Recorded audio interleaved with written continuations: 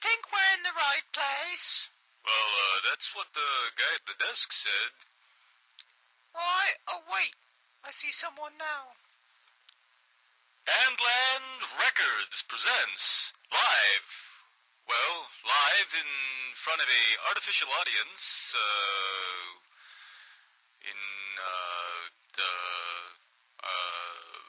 we're at the Beamsville International Hotel and Ball... Live from the Beamsville International Hotel and Ballroom, you're in the lounge. And now here he is, your host, Frank. Okay, you know what?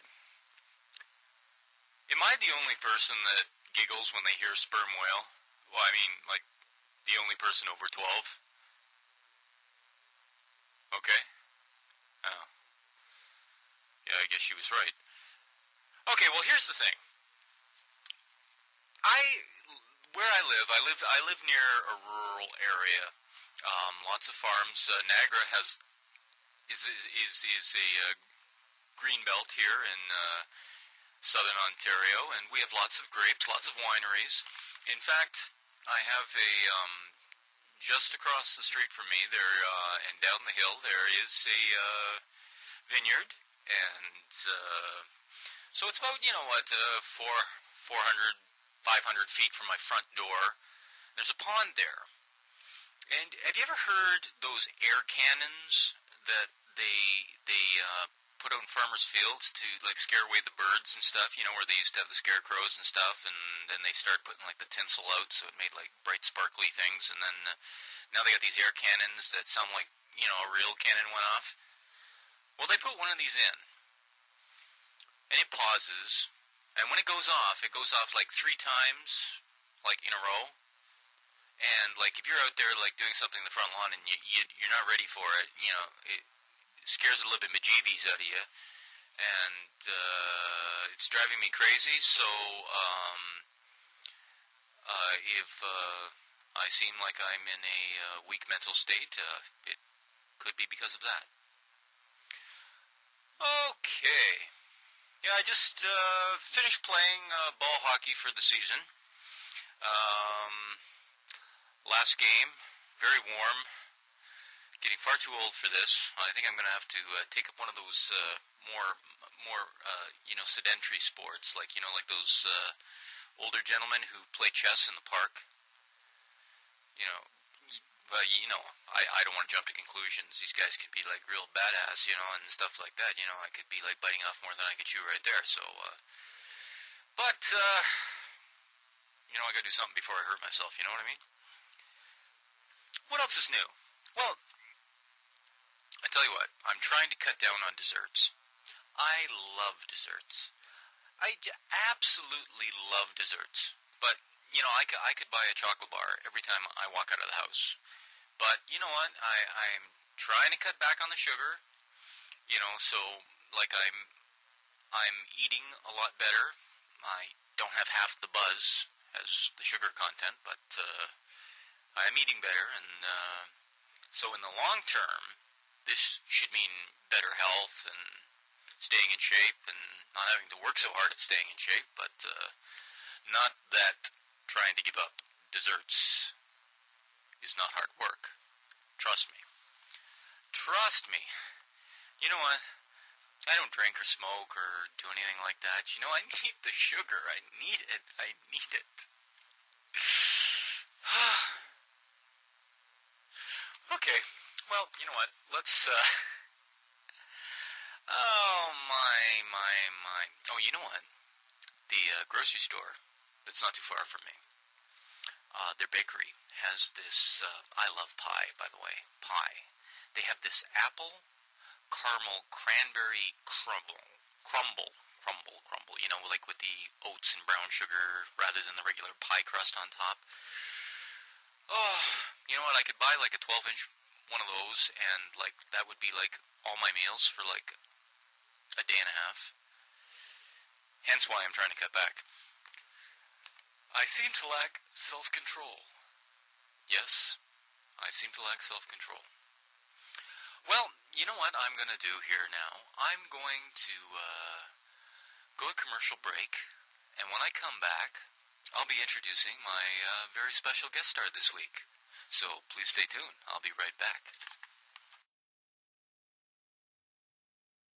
A single soul in the evening, having pulled myself through the day.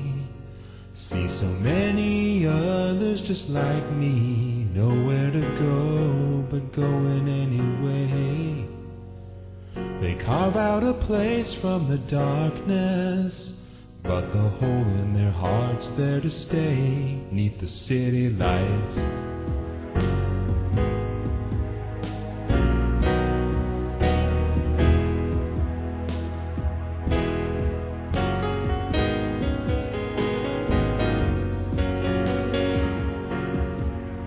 I think it'd be hard to feel lonely with so many places to be, and each pinpoint its own invitation, shining for everyone to see.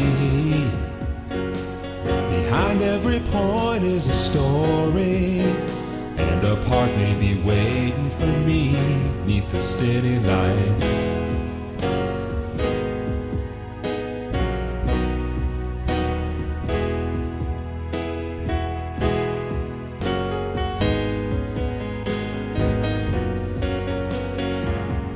Beneath the city lights.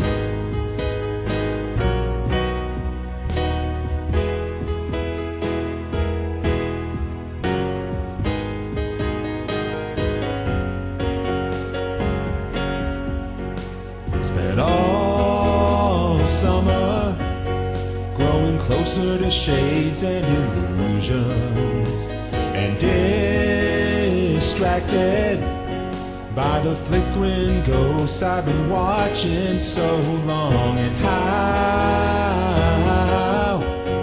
could I ever hope to survive, thinking I'm fine, just marking time and barely alive?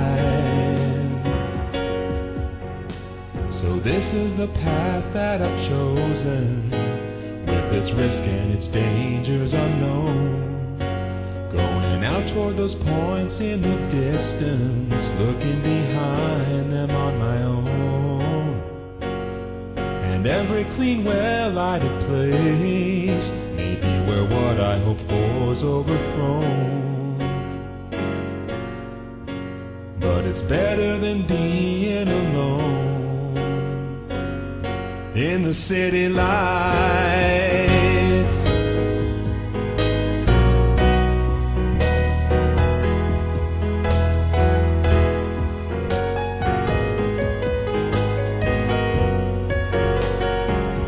In the city lights.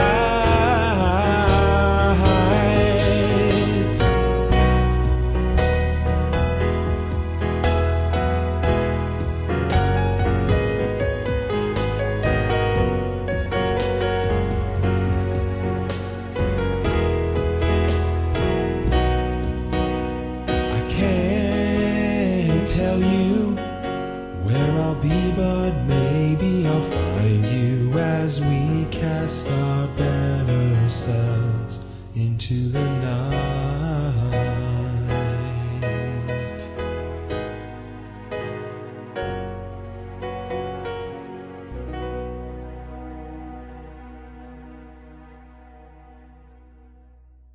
Hey, welcome back to the lounge, guys. The song that you just heard was called City Lights, and it was written and performed by my very special guest this week, singer, songwriter, entertainer, a man who's very popular in the indie online circuits, circles that I frequent myself. He's known for his wit and is always good for thoughtful feedback, and willing to offer up some good constructive feedback for other aspiring artists. Ladies and gentlemen, could you please welcome Mr. Steve Watchorn? Thanks, Frank. It's great to be back in the lounge again for the second time. Hopefully less violent than the first time. So, for those who are in the know, yes. Yeah, for those who aren't in the know, Look for a video on Bandland that Steve and I are both on. You'll find it on my profile page. I think you'll be very amused at what you see. We had a lot of fun doing it. That was good. And if you see it, you'll be glad to know that, like after most guy fights, Teddy and I had a couple brewskis and patched things up, and now we're really good friends. Well, it's good to hear, because you don't want to carry those things over. Yeah. Don't go to bed angry. It's never a good idea to do that. So yeah, he's sitting right back up. Actually, he's behind me right now, in my little home studio nook. So we're doing all right. He keeps me in line though. Excellent. So, how long have you been writing your own music, Steve? So that's a really good question. I should start by saying I am actually not a musician. I'm not really able to play any of my instruments live in front of people. I've never practiced that much, put so much work into it that I can do that. My day job is as a research scientist, and so I do this sort of in my spare time. I've really been doing it. There's sort of two sections. I did it a lot in elementary school. I always had an affinity. I never had a particularly musical family, but I always had an affinity for cadence and rhythm and getting snatches of phrases and turning them into songs. In fact, in elementary school, I actually wrote several songs with a couple friends of mine. Actually, one friend of mine in particular, we had a music group called Menachem Begin and the Three Wastebasks, which is a name he got from a Mad Lib that he did with his brother back then. Kids, you can look up Mad Lib on Wikipedia in case it's out of date now. Yeah. But you never know. anyway, we wrote a few songs. There was one about how everybody got, when we were going through the lunch line one day at the hot lunch program at school, and the lunch ladies, we were asking about what food we get, and the lunch lady says everybody gets peas. And so I said, that's a great idea for a song. And so I wrote a song called Everybody Gets Peas, which we subsequently performed for the lunch ladies. Also wrote a song that was included in one of our fourth grade plays because the teachers liked it so much. It was sort of a transposed variation on the Lolly Lolly Lolly Get Your Adverbs Here from Schoolhouse Rock. Schoolhouse Rock, yes. Yes, I remember it well. Yes. We date ourselves here. Yes, exactly. Kids, please don't turn off the show just yet. We'll get into the 21st century eventually. Yeah. But it was about being hungry. It was called like Mommy got an appetite. And the teachers liked that so much they put it in the fourth grade school play that we did, even though the play was actually in Spanish. They let us sing the song in English, which is how much they liked it, I suppose. So I was all through elementary school. I was doing things like that. And then for a long time, I just sort of dropped it. I didn't really do much. It was a pretty stark choice about the time. Actually, in junior high school, I was in choir. I wasn't writing my own music, but I was actually involved in singing and performing. And actually, we did some fairly extensive work for junior high choir, including going to Chicago and competing in a high school competition my seventh grade year. But when we got to high school, I had to choose. We only had 5 hours in the day when I was in high school, when I started high school. And we had two tracks. I had one track that got us to calculus, which wasn't a required class at the time. And so you had to go through a special accelerated math sequence to get to it. And you had to take this particular class in 9th grade to start that sequence. And there was also choir, which also required a particular 9th grade class. And the only sections of those two classes were at exactly the same time. So I had to choose very, very clearly one or the other. And I chose the accelerated math track. So that's, which I enjoyed. I got a lot out of it, but I had to give up choir as well for a while. So I wasn't really doing anything particularly musical for probably until about 1998, which is about 10 years after I graduated high school, and about 20 years, or 15 to 20 years after I was doing this burst of creativity in elementary school. And then I very particularly remember I was in grad school in physics. We were testing out we were going to fire off a sounding rocket payload, which is a sort of payload that flies, into very low Earth orbit in space, or low Earth trajectory in space. And we were down testing that at a NASA facility in Maryland. And we were at the facility. We were driving up to the lunch cafeteria, and it had been raining for a while, and there were puddles all over the parking lot. And there were no parking spots nearby where it was dry. There were near the cafeteria; those had all been taken. So we had to park. So we were looking for a parking space farther away, and one of the guys in the car says, "What are we going to do?" And I piped up and said, "Park in a puddle, walk in the rain." Just sort of tossing that off, and all of a sudden I thought about it for about 5 minutes later and said, that's a pretty good song lyric. And before the end of the trip, I made up this whole song related to that was completely a different story, but it started with that one line. And at that's the point where I started collecting these songs again. I would start seriously putting them together in my head again, and it's just taken off from there. It was a couple of years later that I got the keyboard that I use now in my composition, and then it was last year that I got the software, the Pro Tools software that enabled me to start putting all this into recorded form on a more consistent basis. I had been recording out of the keyboard itself, but it was on an old floppy drive and required me to play everything in right there and mix it on the board, which is pretty primitive.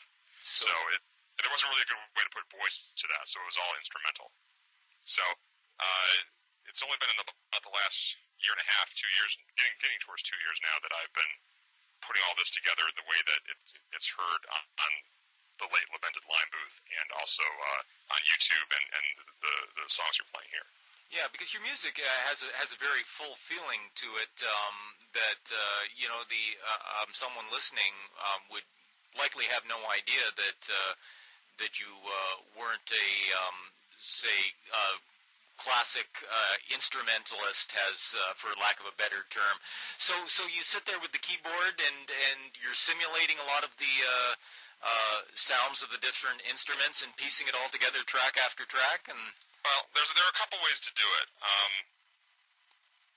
One is, for one thing, the thing that really saves me, because I can't play live, as I mentioned, is that you can record and re-record and re-record and eventually get it right. So I took a little bit of piano in high school.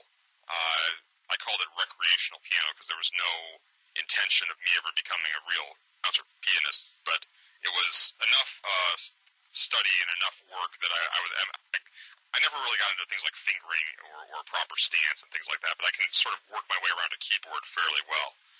So what I really use is this Yamaha keyboard. It's MIDI capable, and so there are two ways I can record with it.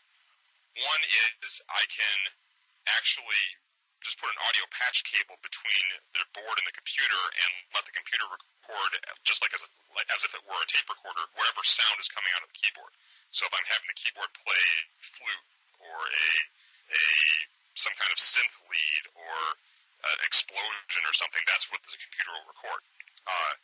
In fact, in my song "Something Ridiculous," which you played last week, there are a few of those explosions actually show up in the background of that soundtrack. yes.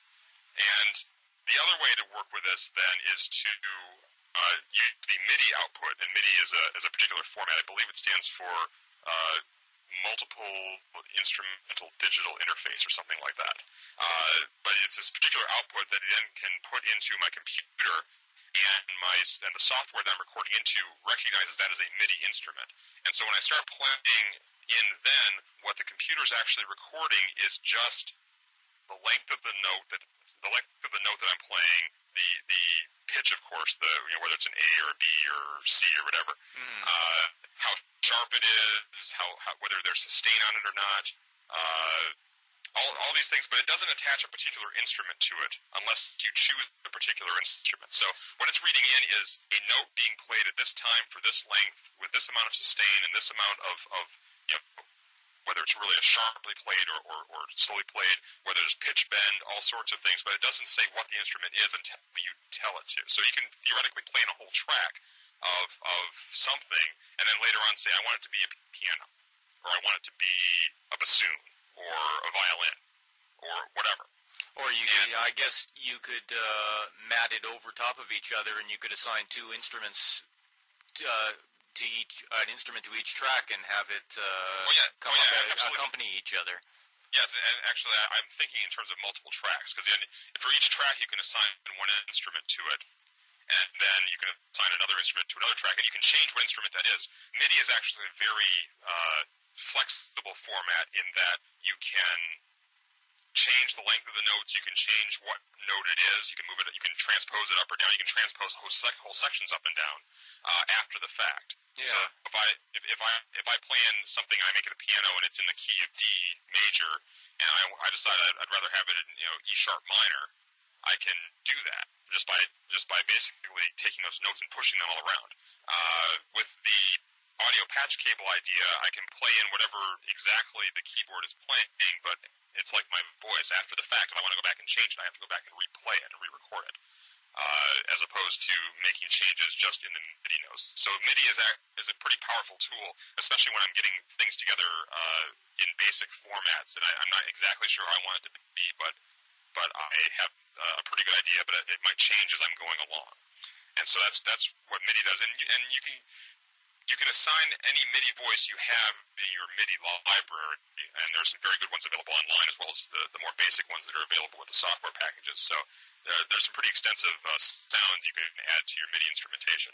I've found that that's very flexible and very it gets me to where I want to be quite a bit faster than I would otherwise. Excellent. Especially because and the other thing is, if you make a mistake, if you mistime a hit on your keys, or if you play the wrong note, which I do all the time, and you can actually go back in the MIDI notes and erase notes that are ones you don't want to hit, or push them around, get them into the right note, or even move them in time so that the timing lines up better. So it's very flexible. The only times I really use the audio patch cables when I just can't get a sound out of MIDI that I can out of the keyboard. Yeah. So you just go and do it the old-fashioned way then in right. that matter. For example, I have a song called Mars where I have a couple solo violins for a while, and I couldn't find a good MIDI violin, and so I just went and played it off of the keyboard. Huh. But as I mentioned, and it's probably just because I haven't looked closely enough at it yet, but that's the sort of thing where if I wanted to change the notes of those instruments, I would actually have to replay them in whole. Because it's not it doesn't give you that same format as the MIDI where you can go in and flip-flop it. What you've played is what you've played. It's a basic recording, yeah. So most of my songs are ones where I hear all the different instrumentation, and I like to put them in sum total via the MIDI interface. So that's where most of my, and I've gotten better at that as I've gone along. So I'm actually, City Lights and a few others are ones that I'm actually redoing with a little bit more finesse these days. So. Oh. Now I was going to say, like I see from you, what you've said about your beginnings, where I've noticed in listening to some of your tracks that you do seem to have a very theatrical influence to some of the stuff you're writing. But I also noticed with the track I played at the beginning of the show, the City Lights, to me it conjured up images of people like Jackson Browne, Dan Fogelberg. Would that be accurate in your kind of? Well, the interesting thing is that for a long time, when I was in elementary school and middle school through high school, I really didn't listen to much pop music. In fact, I was in a stage where one of my big loves is film, and that's been for as long as I can remember. And so, in the early 1980s, in fact, I think it was Christmas of 1981, or 1982, my mom bought me a couple of movie soundtracks, Raiders of the Lost Ark and Star Trek II. And those got me hooked onto film scores and film music. And I actually was listening to most of that through the 80s and into the early and mid 90s. Actually, probably especially in high school, I was a little bit snobbish about it, going, I don't sink to listening to pop music all the time. I actually listen to this better kind of music, and I'm feeling pretty good about myself, I imagine. But it's also true that during most of the mid to late 70s and early 80s, I was riding around in the back of the car with the radio on. My mom or dad would be choosing the station, or sometimes the bus would also have the radio on. And so I would absorb these influences of various people, such as Jackson Browne or the Eagles, or Steve Winwood later on. And I tend to respond to that sort of I wouldn't say more complex chord structure, but certainly more variegated chord structure than we get. Just the other day, I was listening to NPR, which is a sort of little favorite station of mine. They actually have a pretty good variety of programs. And there was a story about how a research group in England, I believe, had done a study about the amount of variation in song chords and cadences and instrumentation from the 1960s through today, and they found that it actually had statistically become less likely to hear a sort of varied soundtrack. Things have become much more homogenized in terms of the number of chords chosen, the chord structures used, the instrumentation used in music today as opposed to in the 60s, the 70s, the 80s. And I always respond to that sort of unusual sort of structures that a lot of the songwriters of the 70s especially had. They were just, able to go off on their own and do things that were make it a little bit more interesting, because it was getting far more creative when you look to the early days of three-chord basic rock and roll and stuff, and then as music evolved, it certainly did get more complex. But I can see I completely agree with you that yes, over time, it's going back to that simple form again. But what we should do right now, Steve, is we're going to take a quick break for some words from some of our sponsors, and when we come back from commercial, we're going to listen to another track from you. This one is called Reckless Children of the War.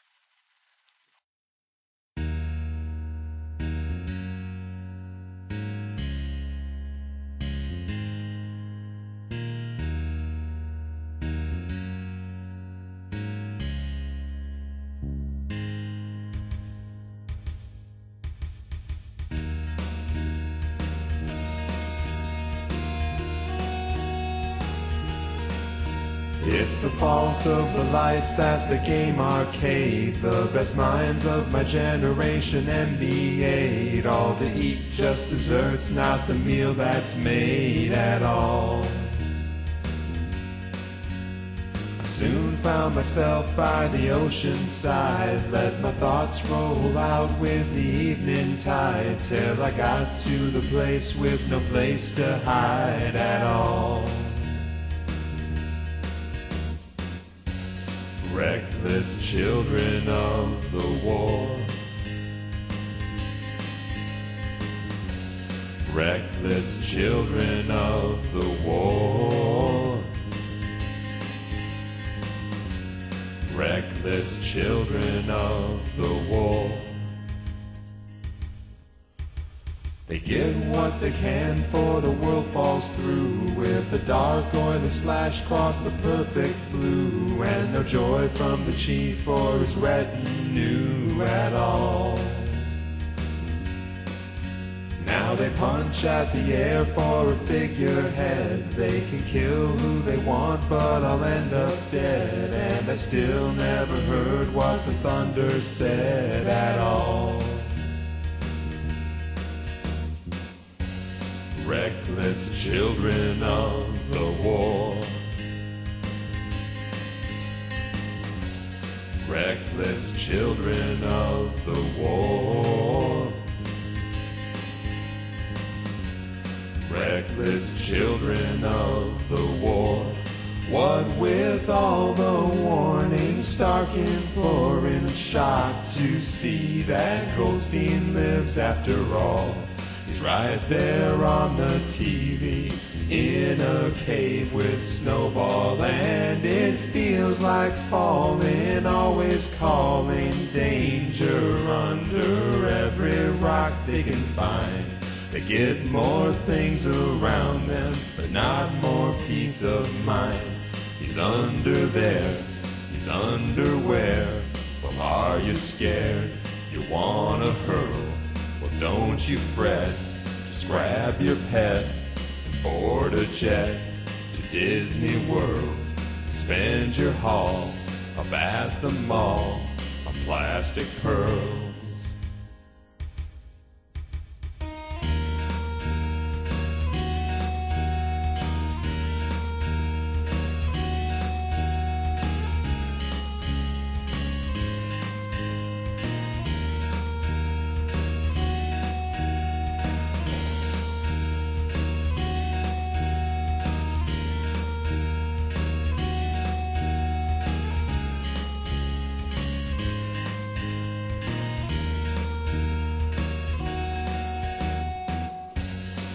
reckless children of the war.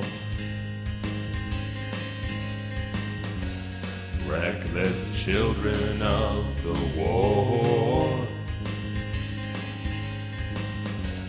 Reckless children of the war. Okay, we're back in the lounge again. The song you just heard was Reckless Children of the War by my guest this week, Mr. Steve Watchorn. Now that song, Steve, that sort of took on a different feel for me from the stuff that I normally hear you write.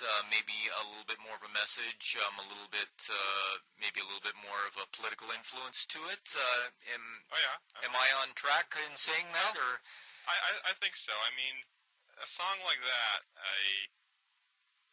I tend to grab typically snippets of a certain rhythm or a certain cadence when I'm starting to think of a song or a part of a tune that goes with that, and then I start matching words to it. It's almost like a puzzle to see what words fit the best. And sometimes usually the words come from somewhere else. They often come from another song, or they just come from some nonsense phrase that just happens to match the rhythm. I call it the scrambled eggs phase, after the story of how Paul McCartney said that the original words for the chorus of Yesterday, Exactly, yeah. Right, it was supposed to be, instead of yesterday, I believe in yesterday, it's scrambled eggs, I love your legs. And so that's what I sort of think of that phrase, that stage of it. And for Reckless Children, I got that but it actually didn't have quite that tune. But it was following the rhythm of this old Statler Brothers song that I heard on the Pulp Fiction soundtrack. That has the line "Counting flowers on the wall.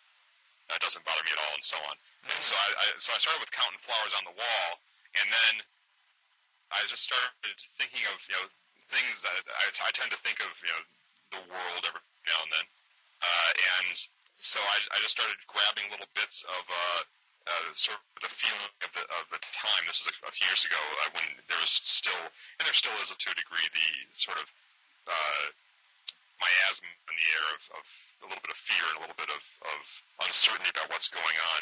And I started to match that up with things that I do from literature and from poetry, and basically it turns into a kind of a puzzle for me. I tend to connect to music more through cadence, through rhythm, through the melody. That's it. Insofar as my heart is in music, it tends to be in there through the chord changes or through the melodic structure or through the rhythms. That's just how I really connect to the music. The actual meaning of the lyrics almost is secondary to me. Although it can enhance a song, it's not the prime mover. I'm something of an aesthete or an aesthetic art follower. That is somebody who believes that aesthetics are the fundamental bit of art. And so, with a song like Reckless Children, I had a bunch of phrases that I thought were neat, but I started to just try to fit them in the order of where they would go based on the rhythm of the song. Yeah, almost as if you were writing the structure for a poem and stuff like that, and you want to keep everything in the rhythm that it was fitting more. You were finding something to fit to the musical idea that you had, rather than going in the other direction and having this concept go through your head of a message. Yeah. And I doubt that I doubt that it makes a sort of a logical sense necessarily. It might make some logical sense. It's more like a dream or even a nightmare, kind of, just picking things out here and there. And actually, it has that dark feeling that I've come back to in a couple. Well, darker. It's not really dark. But I've come back to in a couple of songs. Mars being one, and Hangman's Holiday being another. Okay. Oh, sorry, go ahead. Oh, well, I was going to say, the next song that I was going to play from your repertoire was a song called Please. Would you like to tell us a little bit about that song? Well, that one is one that it's represented something. You'll know that when you hear my songs, I don't write songs that I tend to be the one who's going to sing them, or that I would sound the best singing. And Please is a sort of a snarling stadium rock anthem, and certainly my voice is much more attuned to sort of mellifluous smooth sort of songs. But I really liked what really got me on that one was this hook of the electric guitar line, or it could be a bass guitar perhaps, that was just, it started playing very relentlessly, da da da, that sort of thing, and that goes through the entire song, and I really got hooked on that. And then just because I'm something of a contrarian, I decided to put that against the probably the wimpiest pleading lyrics I could think of, where you have this really, the song is almost like a hammer hitting you, but the words are basically like, please don't leave me, please. So it's that contrast really appealed to me. So that's what you'll probably hear when you get into it. Well, without further ado, let's listen to Steve Watchorn. The song's called Please.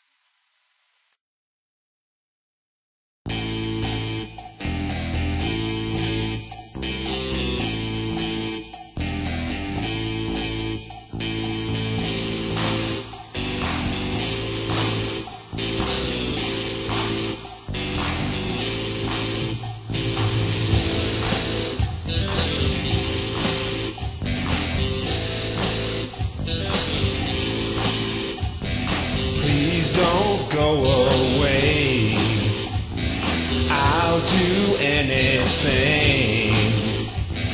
Please don't go away, I'll do anything. Please don't take my son, I'll do what you want. Please don't take my son, I'll do what you want. I'll do what, I'll do what, I'll do what, I'll do what, I'll do what, I'll do what you want.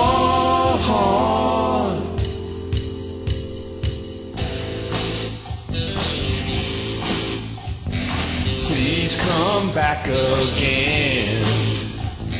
This can't be the end. Please come back again. This can't be the end. Please look in your heart. We're not that far apart. Please look in your heart. We're not that far apart. Why must you put me through this pointless exercise when I already see the answer in your eyes? That I press on should tell you all you need to know.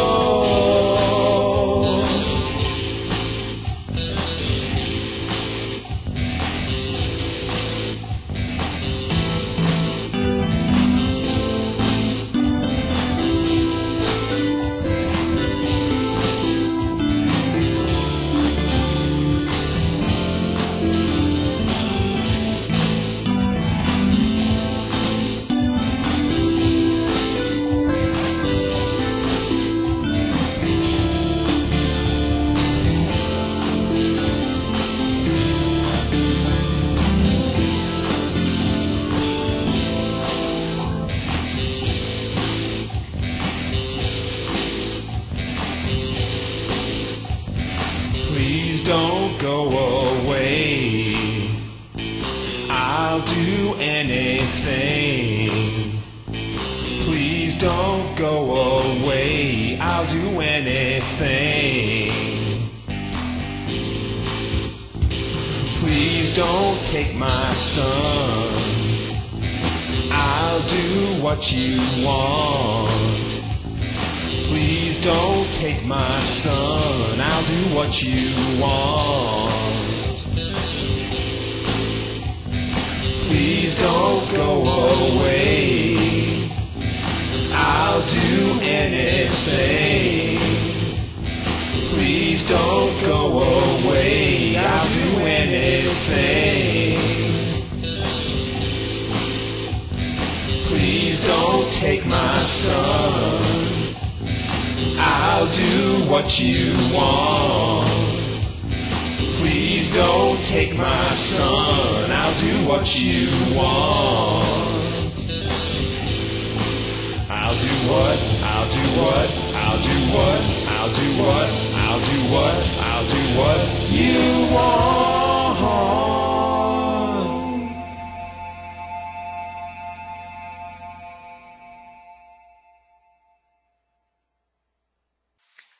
Okay, and hope you guys all enjoyed that one. That was Please by Mr. Steve Watchorn. As he said, you can see him on YouTube or other sites under the handle Swatch71. Also, the best way to get to me, Frank, is probably through Facebook. There's a page called Steve Watchorn Music. Apparently, I'm the only Steve Watchorn Music on Facebook, which I'm particularly proud of, I guess. Well, there you go. Take note of that. Exactly, and that will get you to all of my YouTube links, and you can sort of follow that down the rabbit hole as far as you want to go. Sweet. Like, so, do you remember what the first album you ever bought was? Actually, again, the albums I got were mainly given to me. I don't know if I actually bought one until probably like the soundtrack to E.T.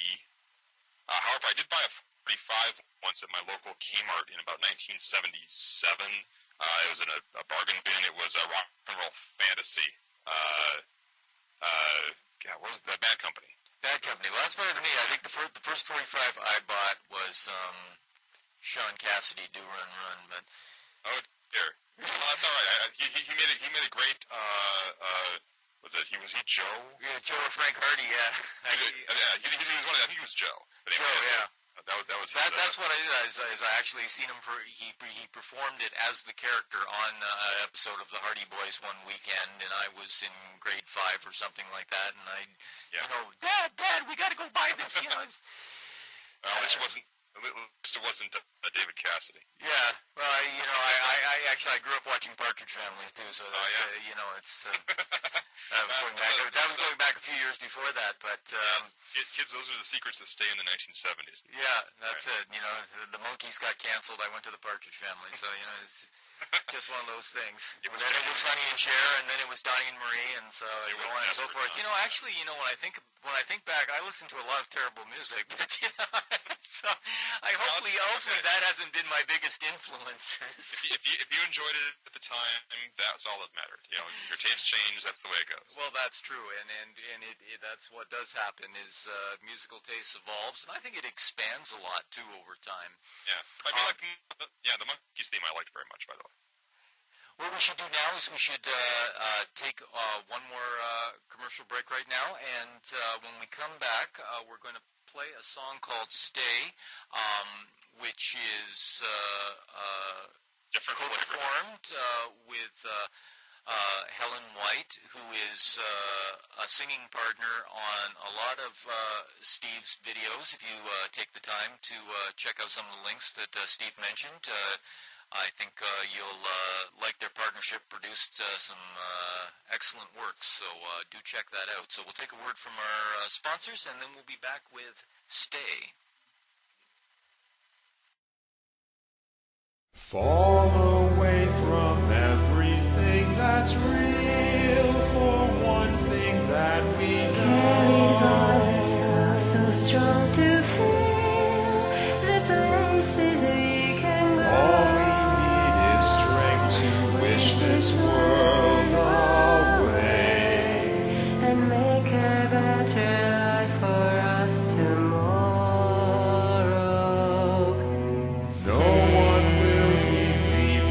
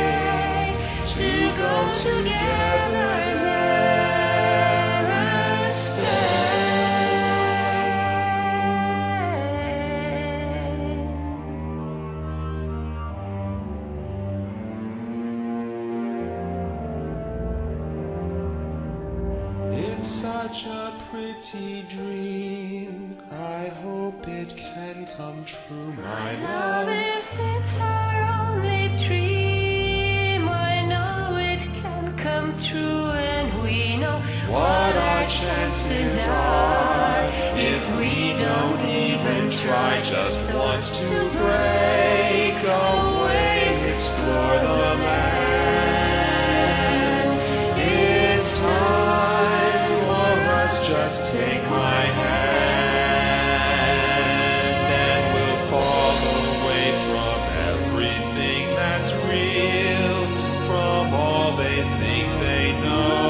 for our fortunes to reveal the places we will go. Heading for the sunset, we'll await the break of day, in those nights so full of words that we don't need to say. And the only promise is a promise you will always stay.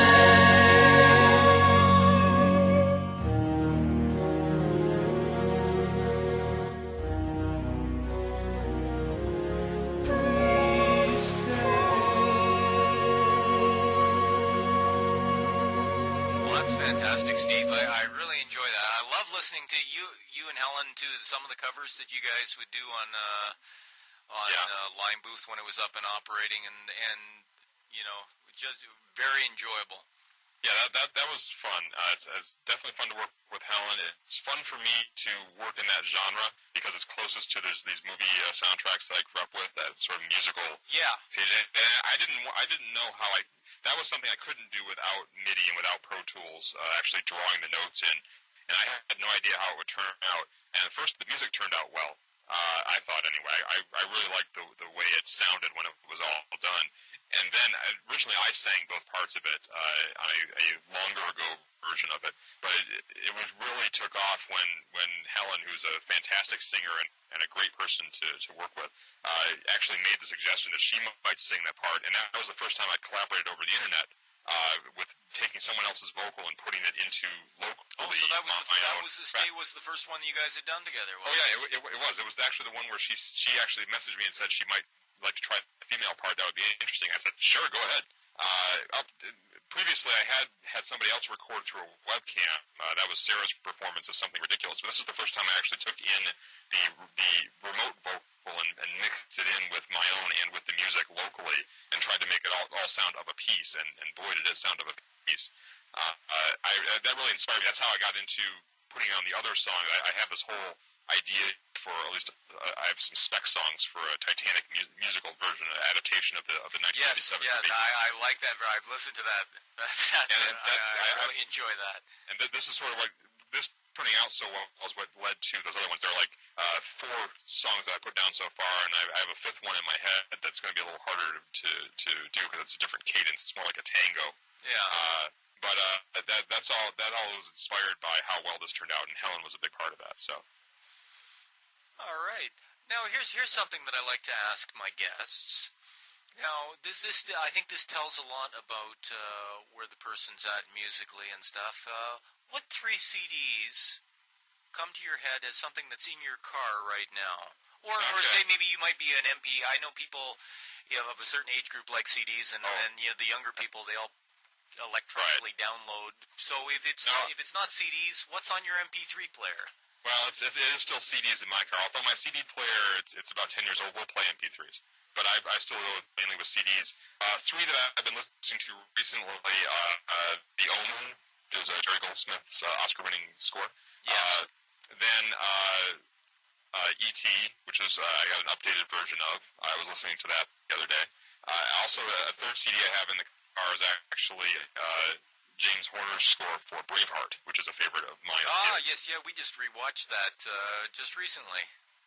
Yeah, it's a Mel Gibson's recent antics aside, it's actually a very good film and one of James Horner's best scores, I think.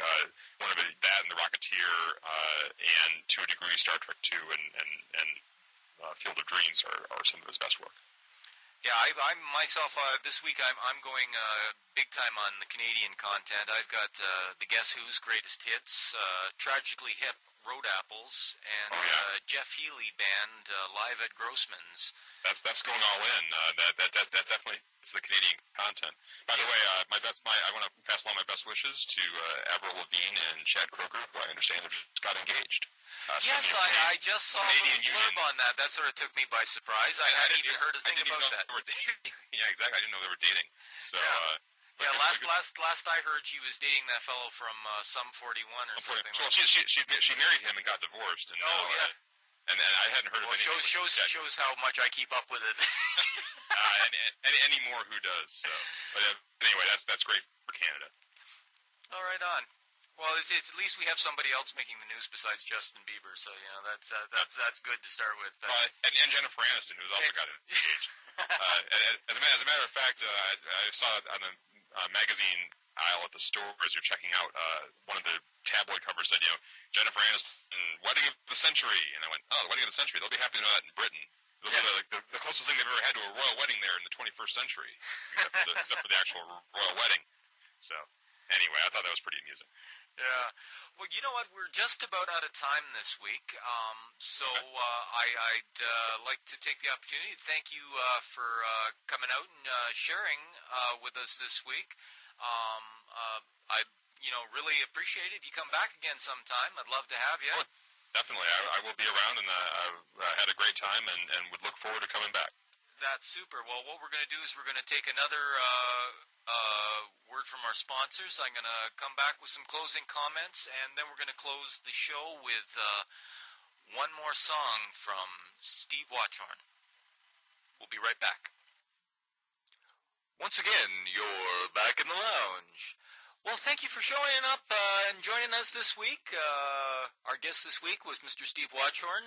Please check out his videos, both on his Facebook site and, of course, on bandlandrecords.net. Go to the profiles, find him, as well as taking a look at some of the other indie artists there on the site. I think you'll be pleasantly surprised at some of the music that's being produced. And while on the site, please check out the Girls of Bandland Records. Their calendar for 2013 will be available for purchase very soon. You can purchase it right through bandlandrecords.net. And as always, I want you guys to have a great week and be nice to each other. Peace, brother. And now, one more track from Steve Watchorn. This is The Little Things.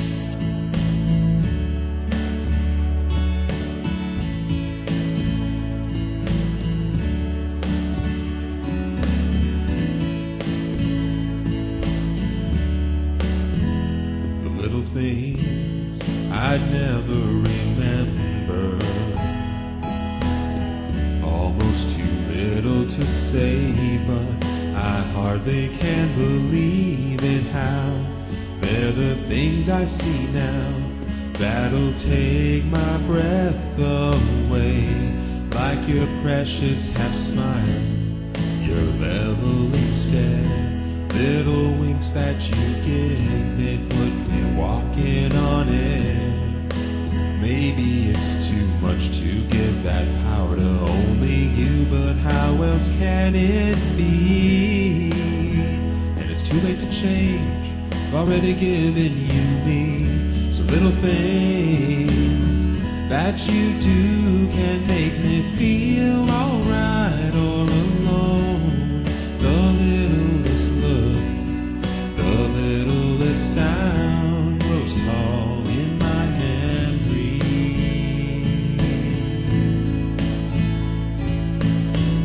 They say the things you can do to the ones you hold the closest are hardest to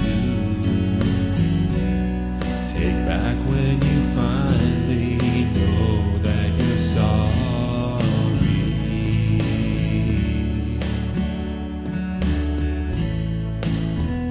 For little things, I don't need a picture. They're much too vivid to lose all these beats that make my heart quicken. You can do it again almost any time. head's on my shoulder to say it's alright. When you whisper you love me as we turn out the light. All these tiny moments, they add up, and they add up to more than you could know. Except I'm sure that you do. It's two ways all this goes. The little things that you do can make me feel alright or alone. The littlest look, the littlest sound grows tall in my memory.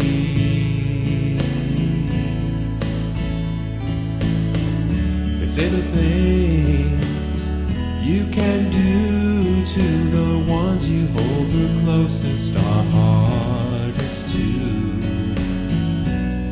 take back when you finally know that you're sorry. So look out where they fall, these stones that leave your heart with all. It's like they're dropping from the top of the world to me, and like a penny from 99 stories, the impact can be deadly. Don't you know that's why the little things you do from time to time can bring me down so low or keep me climbing high? But that's just a part that comes with I love you.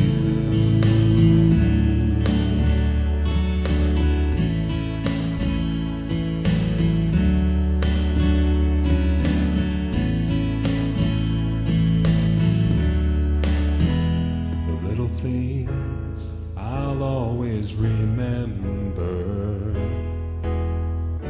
This must be just what it's like to be in forever.